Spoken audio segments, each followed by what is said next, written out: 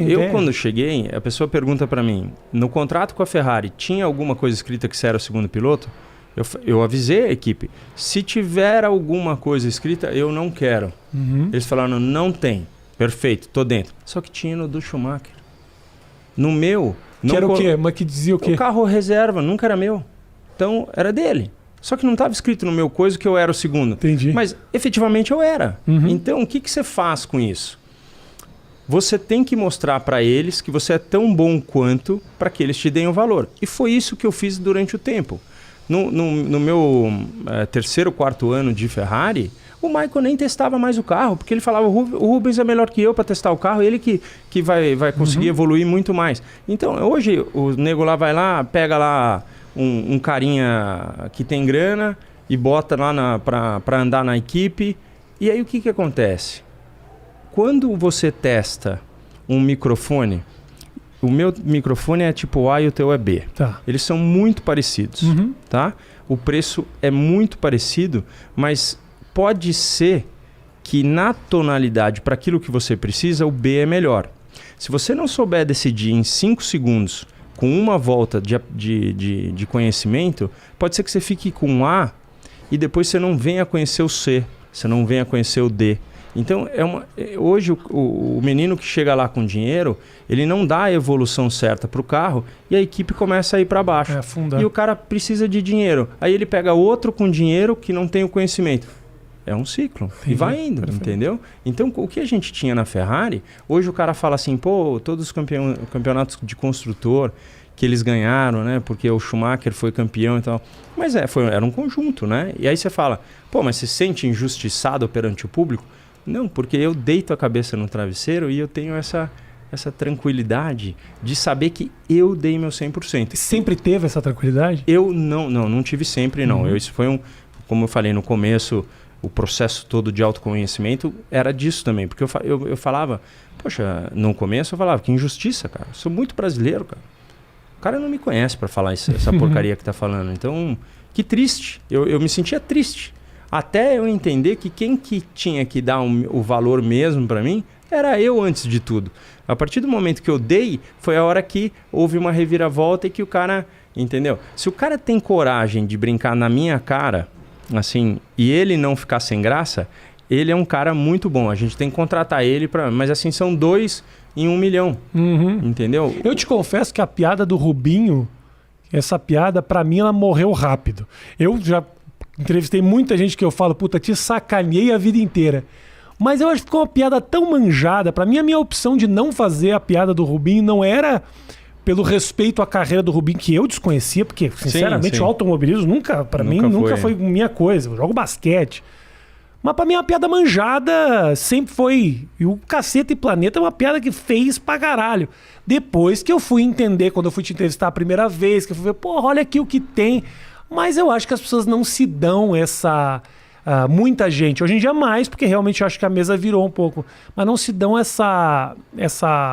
então tem paciência para se informar, para saber o signo. Também não tem a vontade, porque os problemas nossos diários, eles são muito mais importantes do que eu passar todo o tempo fazendo isso ou fazendo aquilo. Então...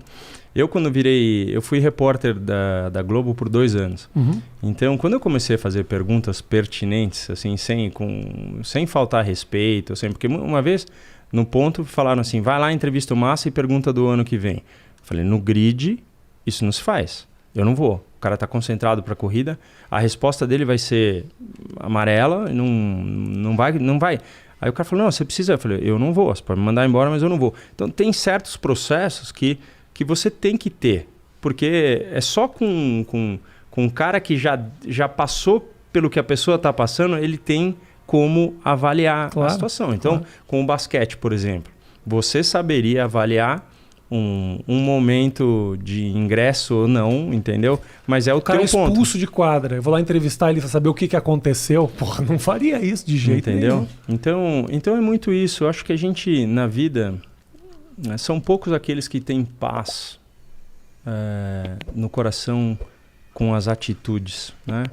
Ontem eu sentei com meu filho para conversar de situações de pais separados, de 15 anos, é um momento, né? Tá explodindo tudo, assim, né? Uhum. Então, eu me sinto muito eficiente a isso, assim. Eu gosto muito disso. Eu gosto...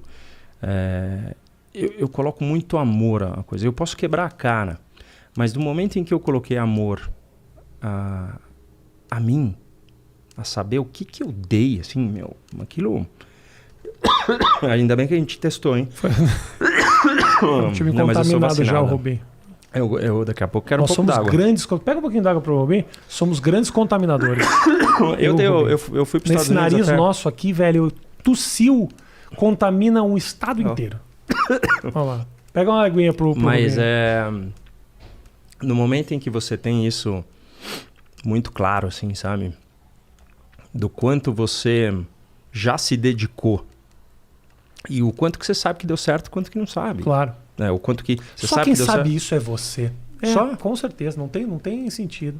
Eu falo, obviamente, a minha experiência é muito diferente. Eu joguei basquete, assim, de certa maneira, profissional até os 24, 25 anos. Mas eu sei que eu não poderia ter ido mais longe do que eu fui. Eu fui até onde eu poderia. Obviamente, essa não é a minha profissão. Eu não sou conhecido por isso. Mas em algum momento da minha vida, o basquete era tudo.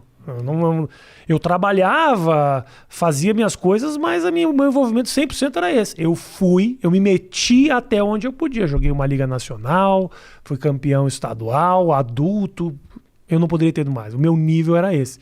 Eu acho que quando você sabe aonde você pode chegar, eu acho que tem uma certa tranquilidade. Quando você sabe que você fez tudo que você podia também. E assim, não foi o fato de chegar à Fórmula 1. As pessoas falam assim, como é que foi chegar à Fórmula 1? Chegar à Fórmula 1 foi uma conquista. Mas a permanência lá, ela é muito mais difícil do que você chegar. Uhum. Porque você é tão bom quanto a sua última corrida. Perfeito. Então, cara, se você fica 19 anos, que foi... Eu fui eu corri 326 corridas, né? Eu sou o segundo maior da história porque o Kimi Raikkonen acabou de passar. Na Wikipédia você é o primeiro ainda. Eles não corrigiram. Vamos deixar assim. O pessoal da Wikipédia que está assistindo, Obrigado. Não corrige, deixa o Rubinho primeiro. Mas então, isso não é não é me dá o valor. Eu queria muito ter ganho a corrida de Interlagos, eu queria muito ter ganho no Campeonato do Mundo, mas eu sei o que foi passado e o que não é... Na minha cabeça não está o chorão falando assim... Aquela prova de Interlagos que acabou minha gasolina em 2003, aquela prova eu estava 20 segundos na liderança. Tudo bem, podia ter acontecido uma série de coisas, mas aquela prova estava na bagagem e já pode ir buscar. Então... E é super compreensível também acabar a gasolina. Olha o preço da gasolina. Olha isso. Olha como tá. O dólar agora. Não dá uma dor? Não abastece. Eu fico sem gasolina uma vez a cada 15 dias. É mesmo? Eu sempre acho que...